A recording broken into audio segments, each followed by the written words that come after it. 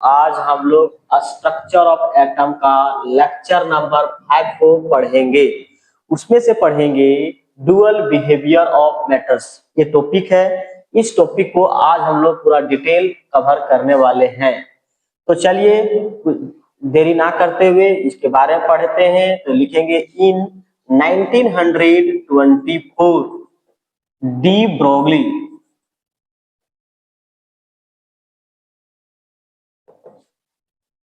proposed that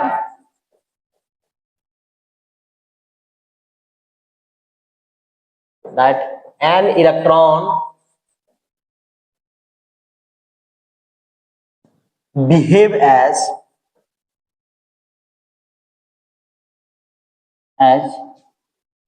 particle as well as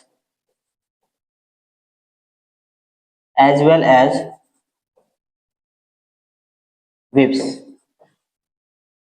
क्या कहा de Broglie साहब ने कि इलेक्ट्रॉन जो है वो बिहेव करता है particles as well as waves, मतलब पार्टिकल्स की नेचर के जैसा बिहेव करता है और वेव नेचर के जैसा बिहेव करता है।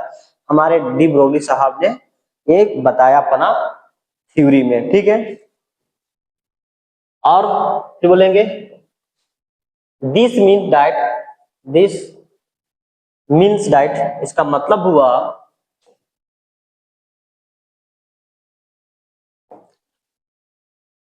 ये photon has momentum and wavelength, मतलब फोटोन के पास वेवलेंथ होगा और मोमेंटम होगा। सर वेवलेंथ, फोटोन्स क्या होता है sir? Photons it is a packet of energy. जब सनलाइट से लाइट आती है तो छोटा छोटा पैकेट ऑफ एनर्जी को ही बोलता हूं मैं फोटोन्स, ठीक है। तो वही फोटोन जो है बिहेव करता है, मोमेंटम उसके पास होता है और उसके पास वेवलेंथ होता है, ठीक है।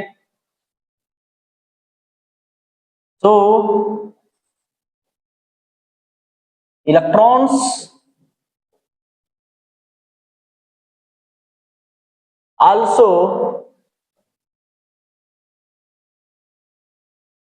also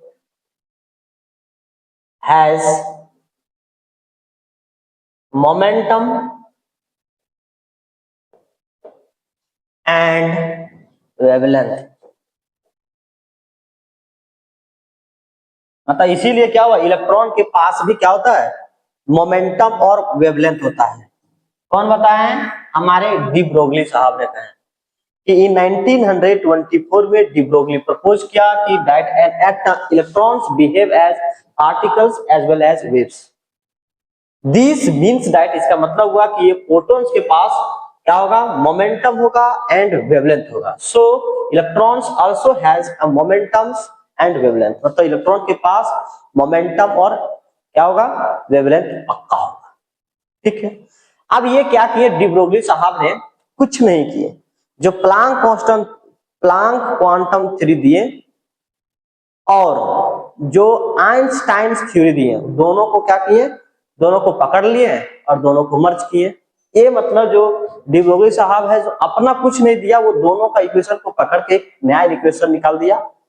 उसी को हम लोग यहाँ पढ़ते हैं। चलिए इसको आप फटाफट स्क्रीनशॉट लीजिए, फिर आगे बढ़ेंगे।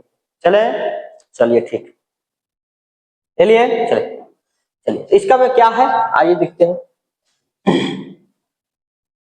अब क्या है इसका रिलेशन, तो क्या हुआ, तो हम लोग जानते हैं कि ईज का एनर्जी का formula is equal to M C square. ये कौन साहब हमारे दिए? हमारे ग्रेट साइंटिस्ट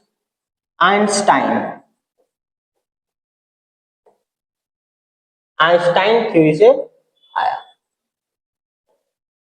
ठीक। और E is equal to H C by lambda. ये जो कहां से आया? Planck's quantum theory. दोनों बड़े साइंटिस्ट हैं,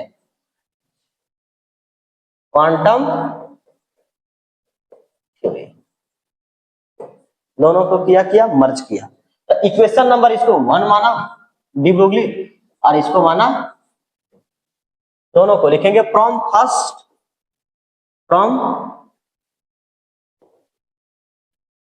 from equations first and second से, ठीक है। दोनों आपस में क्या ई दोनों इक्वल है कि नहीं, तो दोनों को क्या कर देंगे, इक्वल कर देंगे। यानी क्या हुआ मेरे भाई, यहां मैं करूं तो क्या हुआ, M C square is equal to H C by lambda, ठीक। सी से सी कैंसिल हुआ तो मतलब यहाँ M C is equal to H by lambda. हमको वेवलेंथ और मास में रिलेशन निकालना है, तो lambda is equal to H by M C. ये जो इक्वेशंस है ये क्या है, ये it is valid for wave functions, for wave functions. Wave function में आपका अगर वेव, फिर वेव और वेव्स लिख दीजिए, हाँ, वेव्स में ये यूज होगा, है ना। यानी ये जो फॉर्मूला लगेगा आपका वेव नेचर का होगा, तब ये फॉर्मूला लगेगा वेयर, जहां की आपका क्या है, वेयर लैम्बडा क्या है, वेवलेंथ, वेवलेंथ है, ठीक है। एच क्या है, Planck's quantum theory, Planck's constant है, प्लांक्स कांस्टेंट। एम क्या है, मास ऑफ द पार्टिकल्स है,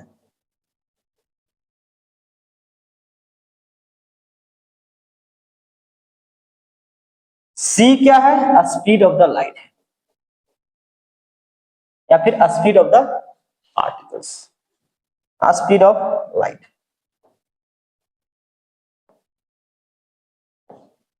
ठीक है। तो इस तरह से हम वेवलेंथ कंप्लीट कर पाएंगे, यानी वेवलेंथ को करेंगे, या फिर स्पीड ऑफ लाइट या स्पीड ऑफ पार्टिकल्स हो सकते हैं कि ये वेव का नेचर पे है तो ये लाइट में आएगा, है ना, या फिर पार्टिकल्स बोल सकते हैं कि पार्टिकल्स का, पार्टिकल्स में मतलब पार्टिकल्स वेव बोल सकते हैं, हाँ, ठीक है।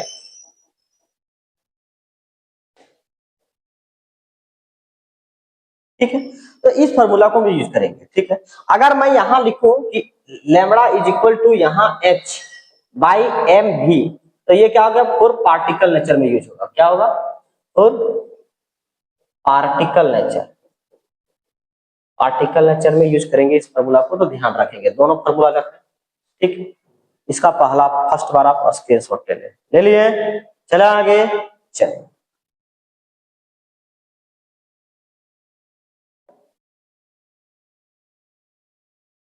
अब हम लोग पढ़ेंगे, देखिए इसको मैंने भी क्या क्या पढ़ा, यानी लैम्बडा इज इक्वल टू पढ़ा एच बाई एम सी पढ़ा, ये फॉर वेव नेचर के लिए यूज होगा, और lambda is equal to H by M भी हो गया, ठीक है। अच्छा, हम लोग जानते हैं कि मोमेंटम क्या होता है, मोमेंटम मतलब पी से डॉट करते हो मोमेंटम को, तो इसका होता है एम और इंटू भी, मतलब mass into velocity is called momentum, ऐसा बोलते हैं। तो इस इक्वेशन पे पुट कर देंगे तो यहाँ एक इक्वेशन आपके पास बन जाएगा एच बाई, मतलब इस तरह से भी कहीं कहीं लिखा हुआ रहता है, तो ध्यान रखेंगे, ठीक है। आपका जो एच क्या है, ये प्लांक कांस्टेंट, इसका जो वैल्यू होता है 6.6 into 10 to the power minus 34 joule into seconds, ये इसका वैल्यू होता है एच का, तो इसको आप ध्यान रखेंगे, ठीक है। तो इस तरह से आप इसको भी स्क्रीनशॉट ले ले, जो क्या है डी ब्रोगली में बहुत क्वेश्चन आता है, डी ब्रोगली से अधिक क्वेश्चन आता है, तो यहीं से आता है, ठीक है। ज्यादातर आप जेई मेंस में देखें, नीट में देखें, तो यहाँ से कई क्वेश्चन पूछा गया है, ठीक है। आपको जब लेक्चर खत्म हो जाएगा पूरा पूरा, तो मैं एक सीरीज लाऊंगा जेई मेंस प्रीवियस ईयर का, और नीट का भी अलग से लाऊंगा, ताकि आपको पता चल सके कि जो मैं पढ़ रहा हूँ वो अच्छा पढ़ रहा हूँ, मतलब वैल्यूएबल है, पढ़ाई जो है क्या है, वैल्यूएबल है, ठीक है। इसको पहले आप स्क्रीनशॉट लीजिए, ठीक है। अब हम लोग पढ़ते हैं कुछ रिलेशन है, ठीक है, उसको पढ़ लेते हैं, चलिए। तो मैं यहाँ लिख के लाया हूँ, उसको आप स्क्रीनशॉट लीजिए, मैं आगे चलता हूँ। तो यहाँ देखिए लिखा हुआ है कुछ रिलेशंस है, relations between the D Broglie wavelength and kinetic energy of the particles. तो मेरे भाई एक बताना आप कि कोई एक यहाँ बॉडी है, ठीक है, बॉडी है जिसका मास क्या है एम, और ये क्या कर रहा है, इधर मूवमेंट करेगा, किसका, एक भी वेलोसिटी से, ठीक। यानी क्या है, मास क्या है, mass of the body, mass of the body यानी क्या है m, और वेलोसिटी ऑफ द बॉडी, ठीक है, वेलोसिटी। तो हम लोग जानते हैं, अच्छा ये काइनेटिक एनर्जी, तो हम लोग therefore kinetic energy is equal to, जानता हूं तो बचपन से पढ़े हैं कि अगर कहीं वेलोसिटी m और v दिया हुआ है तो क्या लिखते हैं 1/2 mv² लिखता हूं, लिखते हैं कि नहीं लिखते हैं। अब क्या करते हैं multiply and divide by m, ठीक है, multiply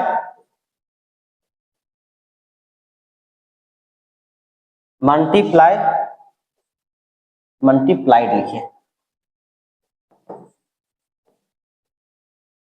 multiply and divide and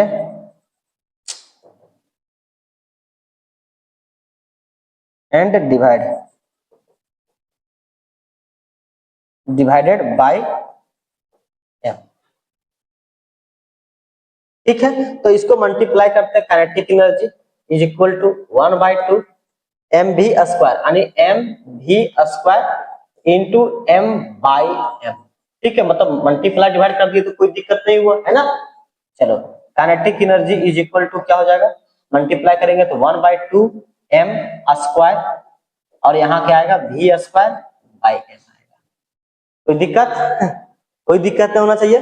चलिए आगे इसको इधर कर देता हूं तो क्या हो जाएगा 2m और यहाँ काइनेटिक एनर्जी, ठीक है, इज इक्वल टू m² और v²।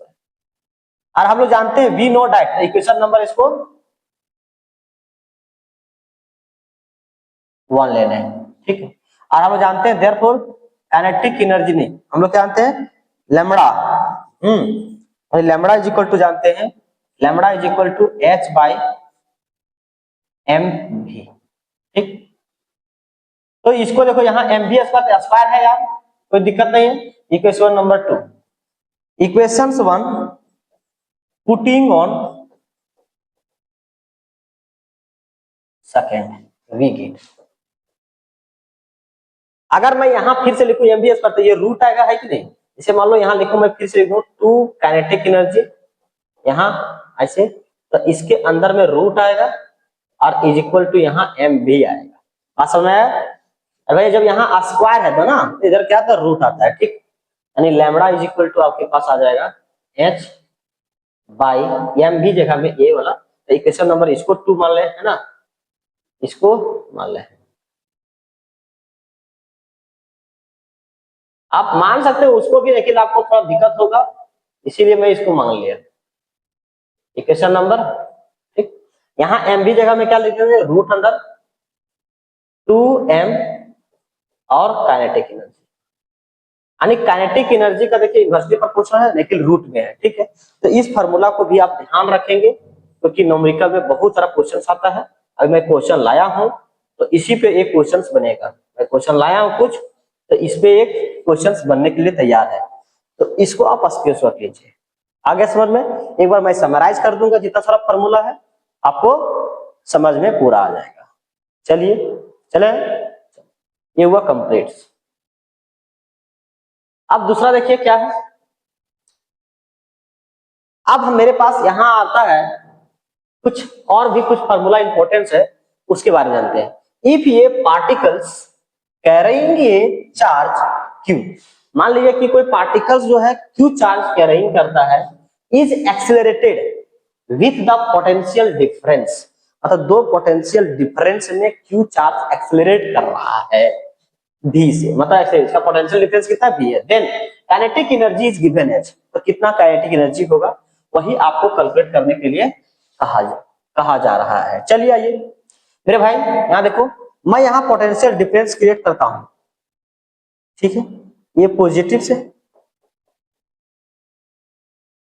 ये क्या है नेगेटिव है। यहाँ क्या है क्यू चार्ज है, ये क्यू चार्ज अगर मान लो कि ये पॉजिटिव रहा तो इधर की ओर जाएगा, अगर क्यू चार्ज अगर नेगेटिव रहा तो इधर की ओर जाएगा, है कि नहीं, तो इधर की जाएगा और इसका जो पोटेंशियल डिफरेंस है वो भी, ठीक है, ये दोनों का बीच में जो पोटेंशियल डिफरेंस है वो मैं भी लिया हूं, और यहाँ जो चार्ज जो है एक्सेलरेट कर रहा है, अगर पॉजिटिव चार्ज होगा तो इधर जाएगा, नेगेटिव चार्ज रहेगा तो इधर जाएगा, मतलब यहाँ क्यू चार्ज एक्सेलरेट कर रहा है। ठीक है, तो हम लोग जानते हैं, तो देखो एक मैं यहाँ रिलेशन डायरेक्ट बता देता हूं कि एनर्जी का जो फार्मूला होता है काइनेटिक एनर्जी का और पोटेंशियल डिफरेंस, यहां से बताइए यहाँ रिलेशन बनता है Q इंटू V, मतलब चार्ज इंटू पोटेंशियल डिफरेंस का मल्टीपल को ही बोलते हैं एनर्जी। वो जो क्या होता है, इक्वल होता है 1/2 mv² के इक्वल होता है। ठीक है, समझ आ गया। तो अगर मैं यहाँ बात करूं यानी क्या हम लोग देखेंगे वी नो डाइट, अभी हम लोग तुरंत पढ़े हैं वी नो डाइट। ठीक है, क्या पढ़े हैं अभी भैया, अभी पढ़े lambda is equal to h by root under 2m kinetic energy. क्या मैंने ऐसा पढ़ा हूं कि नहीं पढ़ा हूं? ये इक्वल है काइनेटिक एनर्जी के, है ना। ठीक है मेरे दोस्त, ऐसा करके भी पढ़े, कोई दिक्कत नहीं, सर पढ़ाइए। चलिए अब यहाँ जो मेरे दोस्त राइट, यहाँ देखो लैम्बडा इज इक्वल टू है, आप kinetic energy is equal to मैं लिख सकता हूँ इसको, देख रहा है, इसको पुट कर सकता हूँ। ठीक है, यानी काइनेटिक एनर्जी देख रहा है यहाँ, इस काइनेटिक एनर्जी को यहाँ में पुट कर दूंगा। एच क्या है, प्लांक क्वांटम प्लांक कांस्टेंट है, रूट अंडर, यानी यहाँ क्या 2 है और यहाँ m का m है, और काइनेटिक एनर्जी की मैं लिख सकता हूँ Q इंटू। ठीक है, इस फॉर्मूला को भी इंपॉर्टेंट रखेंगे। ठीक है, ये कब लगेगा, जब आपको चार्ज और पोटेंशियल डिफरेंस दिया रहेगा तब ये फॉर्मूला लगेगा। यहाँ वेयर जहां की क्या है, h क्या है, वेवलेंथ है। ठीक है, और h क्या है, प्लांक क्वांटम, प्लांक कांस्टेंट है। m क्या है, mass of moving particles, mass of moving particles. q क्या है, चार्ज ऑफ पार्टिकल्स, जब पार्टिकल्स मूव कर रहा है उसका चार्ज क्या है। v क्या है, पोटेंशियल डिफरेंस है, पोटेंशियल डिफरेंस। ठीक है, और लैम्बडा यहाँ जो होता है h का जो वैल्यू होता है वो आगे चलेंगे, आपको h का value 6.6 into 10⁻³ joule into seconds होता है। ठीक, ये होता है, ये फार्मूला मैं साहब को एक बार समराइज कर दूंगा, तब तक इसको लिए आप स्क्रीनशॉट ले सकते हैं। ले लिए, चले आगे, चलिए आगे देखिए क्या हम लोग को पढ़ना।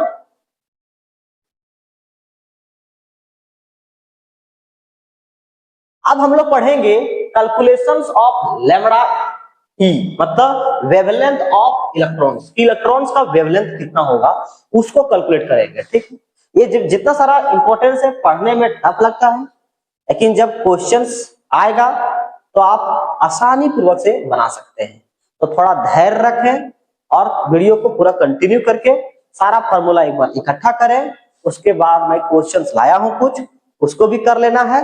उसके बाद वीडियो आपको लगातार देखते रहना है। अंत में जो वीडियो का जब खत्म हो जाएगा पूरा लेक्चर्स, तो बहुत सारा मैं क्वेश्चंस लाऊंगा और लाता हूं, जिसमें से जेईई मेंस का प्रीवियस ईयर क्वेश्चंस, नीट का प्रीवियस ईयर क्वेश्चंस रहेगा। ठीक है, तो आप लोग कंटिन्यू बने रहें। चलिए अब यहाँ वाले की वेवलेंथ ऑफ इलेक्ट्रॉन्स, ये भी इंपॉर्टेंस है, थोड़ा आसान है, कोई टफ नहीं है। तो अभी हम लोग पढ़ें कि वी नोट, अभी देयरफॉर अभी वी नो डाइट अभी सीखा मैंने, है ना। वी नो डाइट क्या सीखा, लैम्बडा इज इक्वल टू भी क्या पढ़ा, h बाई रूट अंडर यहाँ 2, यहाँ q into v, kinetic energy के पास ये होगा, और इंटू मास, ऐसे भी लिख सकते हैं, कोई दिक्कत नहीं। ठीक, हमको यहाँ इलेक्ट्रॉन को निकालना है, तो इलेक्ट्रॉन के बारे में आपको पता होगा, मैं यहाँ लिखता हूँ इलेक्ट्रॉन्स। इलेक्ट्रॉन के बारे में आपको क्या क्या पता है, यानी यहाँ इलेक्ट्रॉन्स है। ठीक है, तो उसके बारे में हम देखते हैं कि आपको क्या पता है।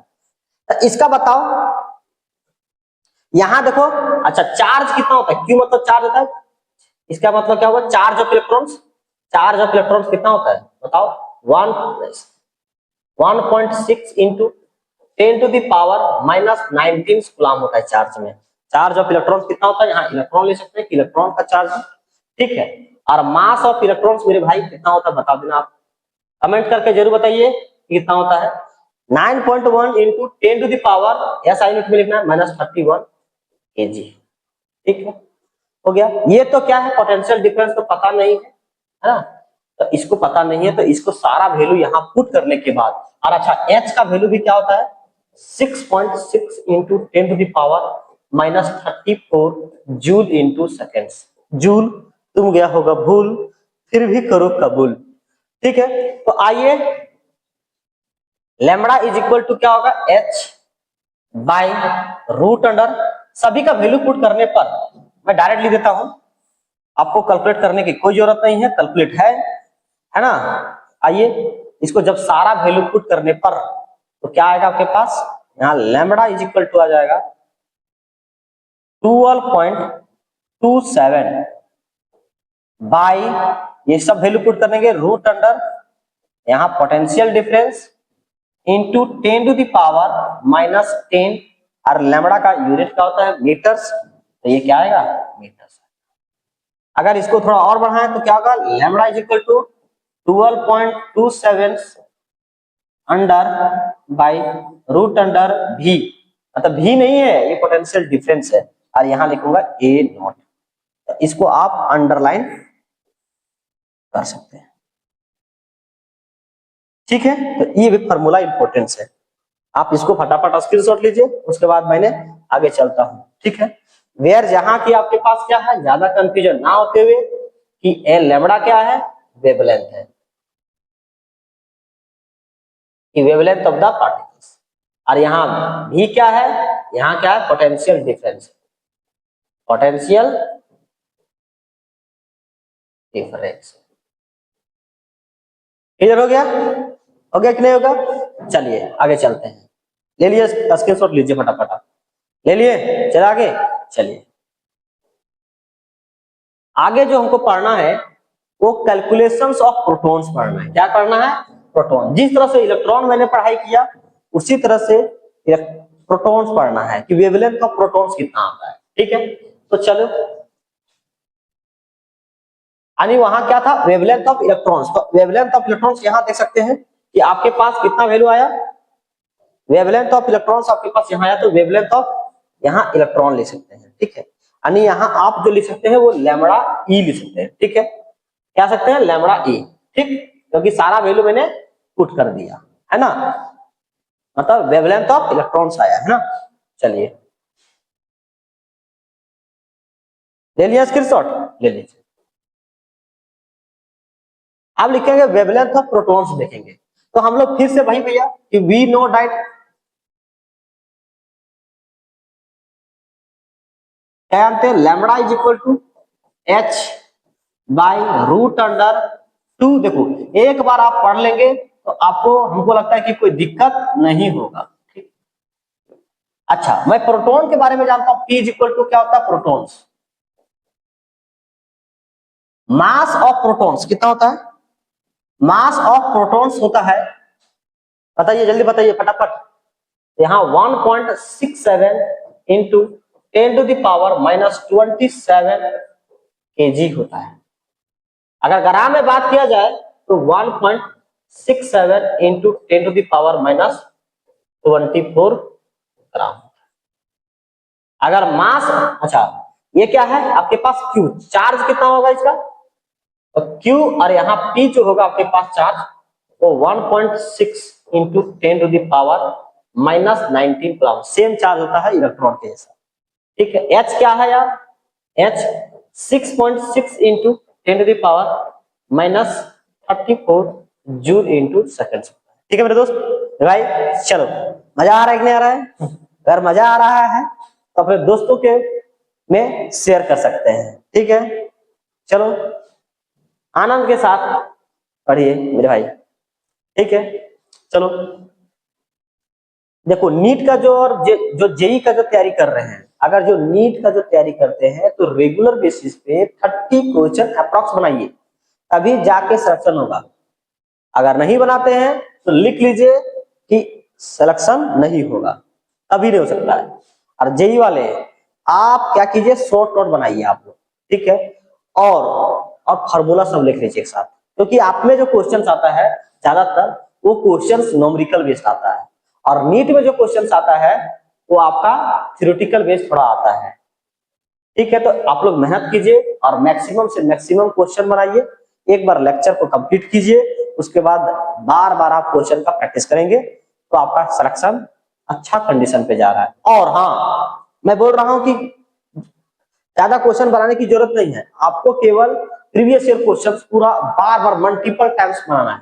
मल्टीपल टाइम्स बनाएंगे तो आपका सिलेक्शन 100% कोई नहीं रोक पाएगा। जो भी टेस्ट होता है, जहां भी जिस कोचिंग का टेस्ट होता है, जहां भी मतलब नीट या जेई जिसमें होता हो, तो उसमें आपको ज्यादातर प्रीवियस ईयर क्वेश्चंस ही दिया जाता है, ठीक है। तो उस पे पकड़ बनाइए, अगर उस पे पकड़ हो जाता है तो आपका टेस्ट में अच्छा मार्क्स आ जाएगा, मैं गारंटी लेता हूं। अगर कहीं जेई मेंस में तो बहुत क्वेश्चन है ना, उसका क्वेश्चन बनाइए, मैं गारंटी और दावे के साथ साफ कर सकता हूं कि आपका सिलेक्शन में कोई नहीं रोक पाएगा। अगर बाधा भी आएगा तो उसको बाधा को आप तोड़ के आगे निकल सकते हैं, ये मेरा फाइनल बात है, आप इसको दिमाग में सेटअप कर लीजिए, ठीक है। चलो, तो यहाँ आइए, सभी का वैल्यू को पुट करते हुए यहाँ पुट करें, तो इसका जो वैल्यू आएगा, तो जितना सारा वैल्यू पुट करने के बाद यहाँ आएगा 0.286 बाई आपके पास आएगा यहाँ रूट अंडर, ये तो ये बचा रहेगा, यहाँ क्या हो जाएगा, भी हो जाएगा, और यहाँ इनटू 10 टू द पावर -10 यहाँ आएगा मीटर्स, ठीक है। अगर इसको यहाँ आगे बढ़ाया जाए तो क्या होगा, 0.286 बाई रूट अंडर भी नहीं है, ये पोटेंशियल डिफरेंस है, इसको पढ़ेंगे ये, ठीक है। ये आपका फार्मूला हुआ, ठीक है। तो आपका जो है वेयर जहां की आपके पास है वो क्या है, ये क्या है, पोटेंशियल डिफरेंस, पोटेंशियल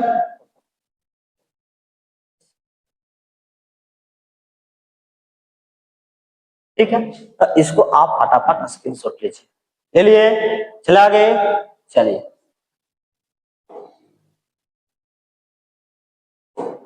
अब हम लोग पढ़ेंगे कैलकुलेशन ऑफ अल्फा, यानी alpha particles, wavelength of alpha particles, wave length of alpha particles.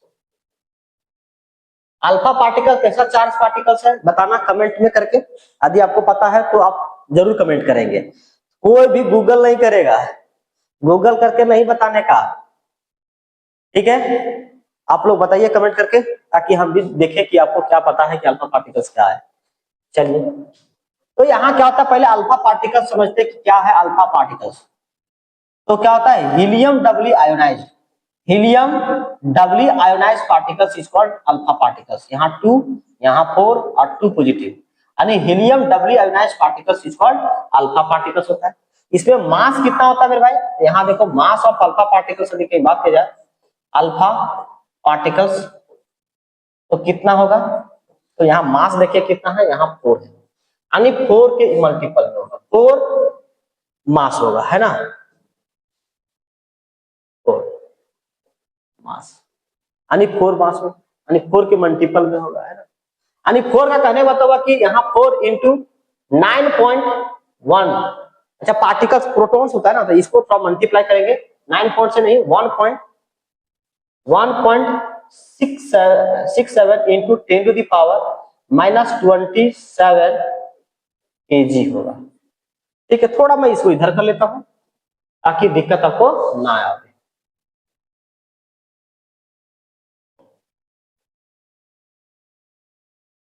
-27 kg, क्योंकि ऐसा यूनिट में हमको लिखना होगा, है कि नहीं।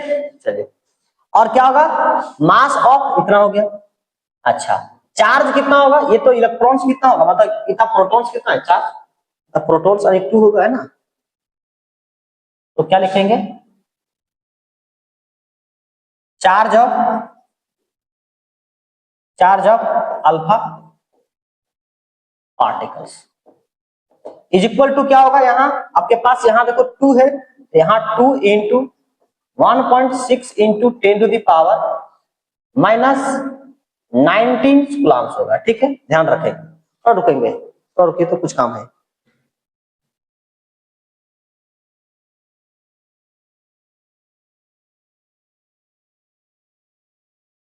चलिए, चलिए देखिए, हाँ हाँ, आओ। तो यहाँ देखिए आपके पास यहाँ समझ में आ गया कि ये तो आपका मास है। अगर इसमें और बात किया जाए तो क्या हो जाएगा, यानी यहाँ 1.67 इंटू 10⁻⁻24 ग्राम आएगा, ग्राम में लेंगे तो, क्योंकि यहाँ पता है कि 1 ये mu इज इक्वल टू होता है ग्राम, 1.67 इंटू 10⁻⁻24 ग्राम। ठीक है, इसीलिए लिखा। अच्छा, अब आइए क्या है lambda. Lambda is equal to क्या होता है, h बाई रूट अंडर 2, यहाँ क्या होगा काइनेटिक एनर्जी, काइनेटिक एनर्जी नहीं करेंगे, यहाँ पोटेंशियल यूज करेंगे ना, यानी Q into V into M, यानी लैम्बडा इज इक्वल टू आएगा। अच्छा, सबका वैल्यू पुट करने पर यहाँ आ गया अल्फा पार्टिकल्स का, ये चार्ज आ गया, और H इज इक्वल टू आएगा 6.6 इंटू 10⁻34 जूल इंटू सेकेंड्स।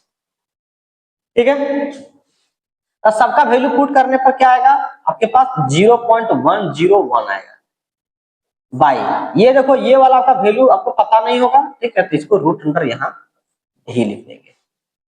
ठीक है दोस्त, समझ आ रहा है। देखिए, और यहाँ इंटू 10⁻⁻10, ये क्या आएगा मीटर्स आएगा, यानी लैम्बडा इज इक्वल टू क्या आएगा मेरे भाई, यानी 0.101 आएगा, और बाई रूट अंडर यहाँ पोटेंशियल डिफरेंस, और यहाँ ए नॉट आएगा। ठीक है, इसको आप इसको अच्छी तरह से रख लें। ठीक है, और वेयर जहां की आपके पास क्या है, ये क्या है पोटेंशियल डिफरेंस, पोटेंशियल डिफरेंस। ठीक है, मजा आ रहा है। चलिए, G is equal to potential difference हो गया। ठीक है, ले लिए, स्क्रीन शॉट लीजिए इसको फटाफट। चलिए, ले लिए। अगर मैं इसके बारे में थोड़ा कुछ और बातें करूं, चलो देखता हूं, स्क्रीन शॉट ले लिए ना। चलिए, अगर मैं कुछ बातें करूं तो इसका मतलब हुआ कि मैं अधिक कंपैरिजन करूं, अधिक मैं लिखूं कंपैरिजन बिटवीन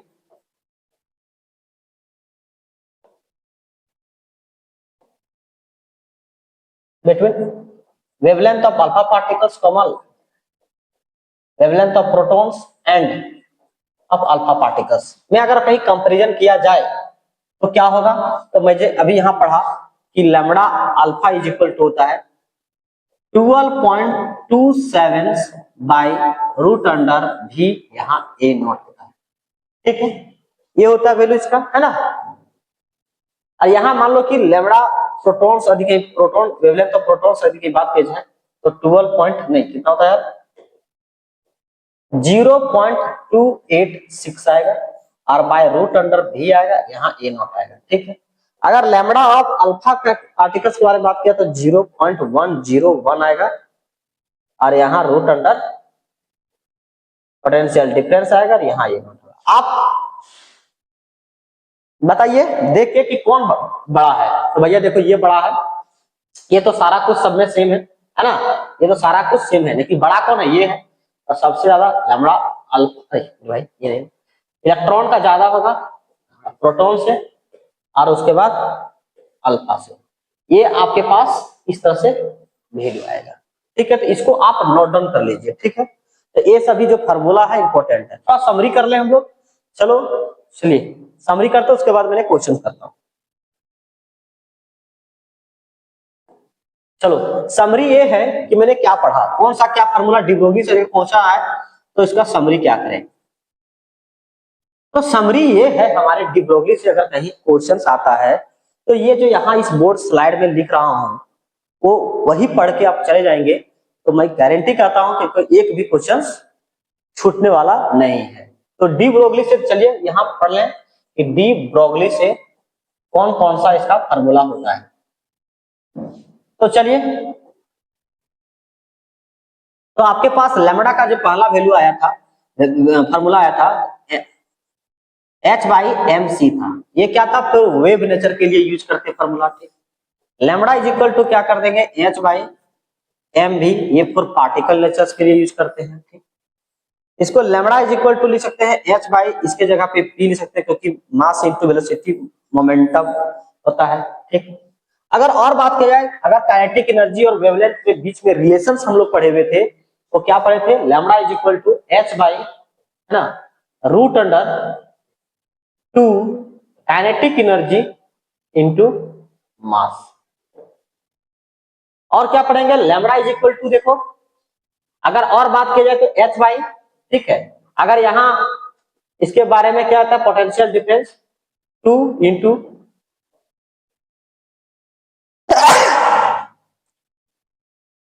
Q इंटू भी, है ना, और इंटू यहां M। ठीक है, इस फॉर्मूला था। अगर मैं अल्फा पार्टिकल्स के लिए वेवलेंथ ऑफ अल्फा पार्टिकल्स की बात की जाए तो क्या होगा, H बाई, सबका वैल्यू पुट करने पर ऐसा नहीं, सॉरी यहाँ कितना हुआ 12.27 बाई रूट अंडर, ये पोटेंशियल डिफरेंस और यहाँ ए नॉट। अगर आगे और बात की जाए तो lambda alpha proton is equal to आता है वेवलेंथ ऑफ प्रोटॉन्स यानी 0.286 बाय रूट अंडर यहाँ भी और यहाँ ए नॉट।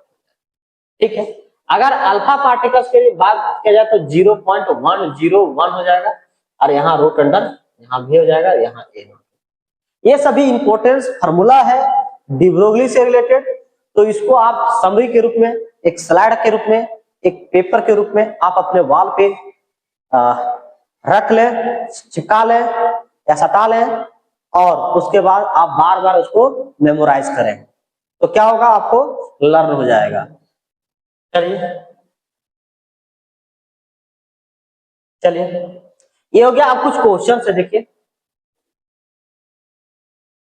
तो आइए पहला क्वेश्चन आपको दिया जा रहा है, क्या बोल रहा है, what is the ratio of the velocity of CH4 and O2 molecules so that they are associate with de Broglie wave of equal wavelength। जो वो कहावत था उसमें क्या है कि अगर जितना आप कठोर तपस्या करेंगे तो उतना क्या होगा, आप सक्सेस हो जाएंगे। या फिर वहां बोल रहा है कि जितना, जब कुआं पर कोई व्यक्ति जाता है और उसको रस्सी को बार बार आगे पीछे पानी को जब निकालने में करता है तो उस पत्थर को पूरा क्या करता है, निशान बना देता है। बना देता है या नहीं बना देता है, तो उस कहावत में वही कहा गया है।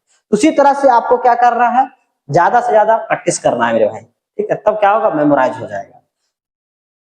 ठीक है, बोल रहा है यहाँ कि what is the ratio of the velocity of CH4। चलिए क्वेश्चन करते हैं, है ना, ratio velocity of CH4 and O2 molecules के बीच में रेशियो निकालना वेलोसिटी का, so that they are associated with de Broglie wave of equal wavelength. De Broglie wavelength दोनों का इक्वल है, यानी दोनों का क्या है, तो लैम्बडा फॉर O2 निकालेंगे, O2 मॉलिक्यूल्स का वेवलेंथ कितना है। तो हम लोग जानते हैं फॉर्मूला भाई, वहां वेलोसिटी दिया हुआ है, मास का करना है, तो मेरे भाई तो हम लोग जानते हैं H यहाँ बाई M। अब किसका, O2 का, मैं पहले CH4 का लिखते हैं यार, क्योंकि वहां CH4 लिखा हुआ है ना, तो CH4 पे लिखता हूँ CH4। ठीक, यहाँ क्या होगा CH4 और वेलोसिटी किसका, CH4। ठीक है, तो हम लोग पता है कि ये वेलोसिटी दोनों का सेम है, इससे बोल रहा है मतलब वेवलेंथ, सॉरी वेवलेंथ क्या है, सेम है। और फिर यहाँ क्या होगा, O2 मॉलिक्यूल्स का, तो क्या होगा H बाई मास यहाँ O2 into velocity by O2 into O2, और दोनों को क्या करेंगे, डिवाइड कर देंगे। यही डायरेक्ट डिवाइड कर लेता हूं। ठीक, डिवाइड करेंगे मेरे भाई तो क्या होगा, ये तो वेलोसिटी नहीं, ये तो कट जाएगा, है ना। अगर लिखा जाए तो यहाँ क्या हो जाएगा, lambda CH4 by lambda O2 is equal to, ये जाएगा ऊपर और ये जाएगा नीचे, मतलब ये चला जाएगा ऊपर और ये वाला बात वही रहेगा, यानी क्या हो जाएगा, मास of O2 into velocity of O2 divide by क्या हुआ, ये वाला मास ऑफ CH4 मल्टीप्लाई बाई यहाँ वेलोसिटी ऑफ CH4। ठीक। अगर ये दोनों सेम है यार, यहाँ क्या बोल रहा, दोनों सेम है, दोनों सेम है तो दोनों 1 1 हो जाएगा, 1 कट जाएगा, तो 1/1 मतलब ये जाएगा इधर, यानी मास of CH4 into velocity of CH4 is equal to mass of O2 into velocity of O2। हमको क्या पूछा, ratio of the CH4 velocity और O2 का, तो CH4 का वेलोसिटी, अब यहाँ देखो वेलोसिटी तो CH4 का है ना, बाई इसका velocity of O2 is equal to mass of O2 divide by mass of CH4। ठीक है, यहां तक समझ में आ गया। इसको मैं छोटा कर लेता हूं थोड़ा सा, हाँ, ताकि मैं यही कंप्लीट कर लूं आपका क्वेश्चन। चलो यही कर लेता हूं कंप्लीट।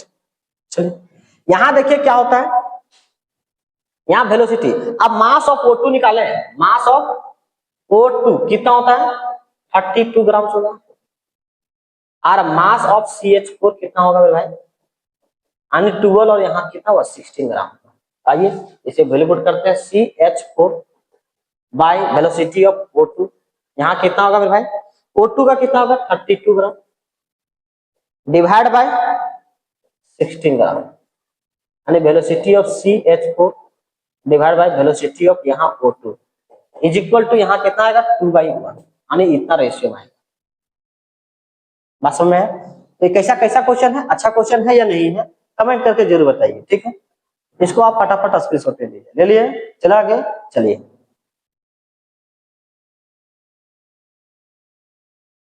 चलो यहाँ क्या है, what will be the ratio of D Broglie wavelength, बोलता है डी ब्रोगली वेवलेंथ का ratio of protons and alpha particles having the same kinetic energy. Kinetic energy same है तो काइनेटिक एनर्जी वाला फॉर्मूला लगाइए। ठीक है, जब ऐसा पूछता है तो अल्फा पार्टिकल्स के लिए, प्रोटॉन्स के लिए क्या होगा वेवलेंथ, प्रोटॉन्स के लिए तो क्या होता है h बाई, है ना, ये सब है। काइनेटिक एनर्जी है तो काइनेटिक एनर्जी लिखेंगे यहाँ रूट अंडर, यहाँ क्या होगा 2, यहाँ काइनेटिक एनर्जी इनटू यहाँ मास। अच्छा यहाँ क्या हुआ, अल्फा पार्टिकल्स के लिए तो अल्फा लिखेंगे इज इक्वल टू यहाँ h बाई रूट अंडर, यहाँ 2, यहाँ काइनेटिक एनर्जी इनटू यहाँ m। लेकिन यहाँ m जो है अल्फा पार्टिकल्स, तो अल्फा जो पार्टिकल्स होगा यहाँ जो होगा ना मास, वो अल्फा का मास पार्टिकल्स कितना, वैसे अल्फा पार्टिकल्स का मतलब होता है अल्फा पार्टिकल्स आपके पास का, जैसे हीलियम डबली आयोनाइज्ड होता है तो इसका एटॉमिक नंबर 2 होता है, मास नंबर 4 होता है, और प्रोटॉन का जितना भी मास होगा प्रोटॉन का उसका 4 मल्टीपल होगा, यानी यहाँ 4m होगा, अल्फा पार्टिकल का 4m होगा, इतना होगा अगर कहीं मास प्रोटॉन्स का इतना हुआ तो। ठीक है, मास का जितना प्रोटॉन का मास होगा उसका 4 मल्टीपल होगा अल्फा पार्टिकल्स का, तो मैं यहाँ 4 लिख दूं, फार्मूला भी है लेकिन यहाँ मैं 4 लिख देता हूँ। कैसे लिखा आपको क्लियर हो गया। अच्छा काइनेटिक एनर्जी दोनों में सेम था तो दोनों को सेम को हटा देता हूँ। ठीक, अरे भाई यार देखो ना ये नीचे है, एक कट सकता है, दोनों सेम है, यहाँ निकाल के करो तो बात समझ में आ गया, ये वाला भी कट जाएगा और ये 2 भी कट जाएगा, बचेगा कौन, यहाँ बचेगा लैम्बडा, यहाँ protons by lambda alpha is equal to, ये जाएगा सबसे ऊपर रूट अंडर रहेगा 4m बाय यहाँ रूट अंडर रहेगा आपके पास m।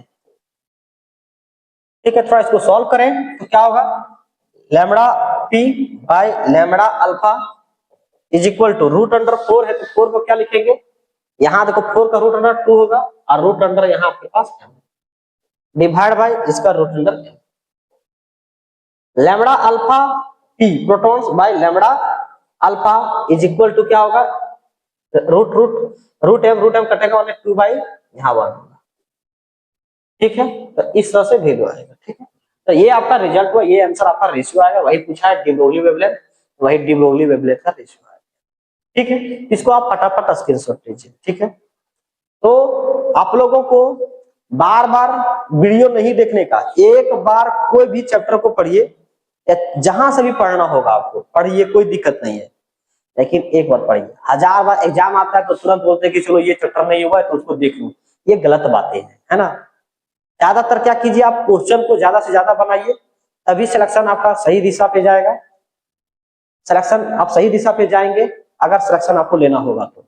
ठीक है, तो आज के लिए इतना ही। डी ब्रोगली इतना ही है। डी ब्रोगली जितना सारा थ्योरी था, इसका मैंने जितना सारा न्यूमेरिकल्स होता है वो का उसका फार्मूला मैंने बता दिया, और कुछ क्वेश्चन जो है सो बाद में दिया जाएगा। ठीक है, तब तक के लिए यहीं तक। धन्यवाद, मिलते हैं नेक्स्ट क्लास में। चलिए, गुड बाय, थैंक यू।